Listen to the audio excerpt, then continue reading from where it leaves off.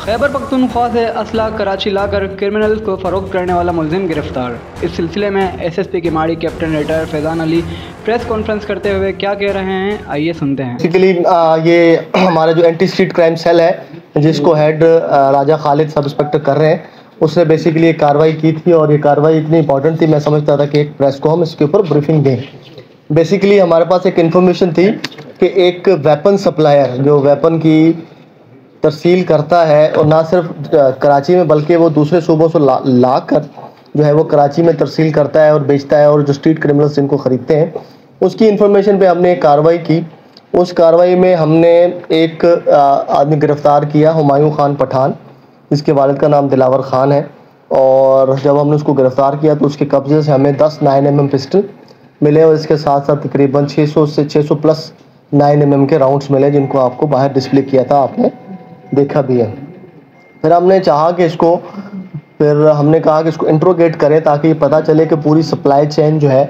वो किस तरह से काम कर रही है और क्या मोडस ऑपरेंडी अपनाई जाती है। तो इसने ये बताया है कि हफ्ते में तकरीबन एक चक्कर ज़रूर इसका कराची में लगता है और ये केपी के जाता है। दरा आदम खेल बेसिकली मेन इनका हब सेंटर है जहाँ से ये काम करते हैं। और दरा आदम खेल में जो इसके साथ डीलर्स हैं उसमें एक का नाम हबीबुल्ला है, एक का नाम अख्तर है और एक का नाम हामिद है, जो वहाँ पे वेपन जो है वहाँ से लेते हैं। ये वहाँ से वेपन ख़रीदता है जिसकी कीमत तकरीबन आप वेरी कर लें 16,000 से लेके 22,000 की रेंज में एक पिस्टल इसको वहाँ से मिलता है और वो वहाँ से लाता है। और जो मोड ऑफ़ ट्रांसपोर्ट ये कहता है कि एक हफ़्ते में ये बार बार आता है। जो मोड ऑफ़ ट्रांसपोर्ट है वो जो लोकल पब्लिक ट्रांसपोर्ट है उसको यूज़ करता है। उसमें बेसिकली ये सवात कोचिज़ का जो एक नेटवर्क है उसको ये यूज़ करता है। हमारे पास बसों के नंबर वगैरह भी हैं जिसमें ये आता जाता है, तो पब्लिक ट्रांसपोर्ट को ही यूज़ करता है और यहाँ पर आकर फिर ये फर्दर जो है वो डीलिंग करता है। यहाँ पर वेपन जो है वो तकरीबन 50,000, 60,000, 45, 55, 60 जितने में जो पार्टी लग जाए उसको ये बेचता है। बेसिकली जो इसके पास नंबर्स हमें कुछ मिले हैं जिनके साथ ये कराची में उनके साथ कनेक्शन में है, जिनको बेसिकली ये वेपन बेचता है और उनके साथ मोबाइल पे ही डील होती है और उसके बाद फिर एक जगह का सेटल हो जाता है और वहाँ पर जाकर ये उनको सप्लाई कर देता है। और रेट की जो मैंने वेरी बताया 45,000 से लेकर 70,000 तक इसका रेट जाता है, इंक्लूडिंग एमुनेशन। ठीक है। और मेन तरसील का हब मैंने बताया कि केपी के है और तकरीबन ये लड़का जो हुमायूं है ये तकरीबन पिछले 2 साल से ये काम कर रहा है और तकरीबन ये बताता है कि हफ्ते से 10 दिन के अंदर एक चक्कर इसका ज़रूर कराची और केपी के में फ्रिक्वेंटली लगता है। और इसके ऊपर फर्दर हमारी जो कार्रवाई है वो ये चल रही है कि हमने जो यहाँ के डीलर्स हैं जिनके नंबर्स हमें मिले हैं अब उस नेटवर्क के ऊपर काम करेंगे जो आगे यहाँ कराची में फर्दर, क्योंकि हमारी इन्फॉर्मेशन ये है कि यही वेपन फिर स्ट्रीट क्रिमिनल्स को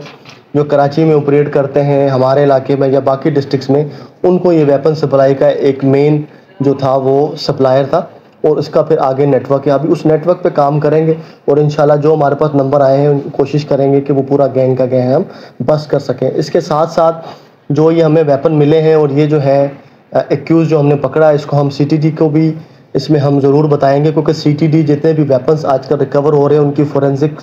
जो है वो CTD कर रहा है, उसका एक डेटाबेस बनाया जा रहा है। तो मैं समझता हूँ कि ये वेपन भी उस डेटाबेस में जाने ज़रूरी हैं और CTD भी अगर हमारे साथ मिलके काम करेगी और हम भी CTD के साथ मिलके काम करेंगे तो मैं समझता हूँ कि एक बड़ा नेटवर्क हम पकड़ने में बड़ी आसानी हो जाएगी।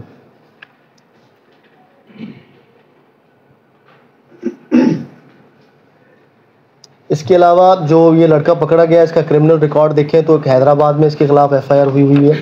उसमें भी ये 23 बने के वेपन को मिले थे, वहाँ भी बंद हुआ था। इसके अलावा इसका कोई मेजर कोई ऐसा रिकॉर्ड नहीं है, यहाँ ही किसी के ये रडार पे था, लेकिन ये खुद इसने इंकशाफ किए हैं कि ये जो है वो ये काम 2 साल से पिछले से कर रहा है और कामयाबी के साथ वेपन लाता है और यहाँ पे सप्लाई करता है। बाद में अगर किसी ने एक्सक्लूसिव उसके साथ कोई शॉट करना होगा तो वो भी अवेलेबल होगा, हम आपको शॉट करें। जी सर, जो आपने बताया हैदराबाद से, तो इसका मतलब ये है कि ये कराची के साथ साथ सिंध में भी मतलब ये सरगर्म रहा है, तो क्या कोई ऐसे शवाहिद मिले हैं कि सिंध में भी असला सप्लाई करता रहा है? नहीं, इसने एक चीज़ जो इंतजाम की थी कि ये एक दफ़ा ये हैदराबाद में बंद हो चुका है और वो भी वेपन में ही बंद हुआ था, तो हमें ये लाइकली है कि कुछ डीलर जिसके हैदराबाद या डीलर में खासकर हैदराबाद भी एक बड़ा शहर है, वहाँ पर भी शायद इसके डीलर्स हों जिनको ये रास्ते में आते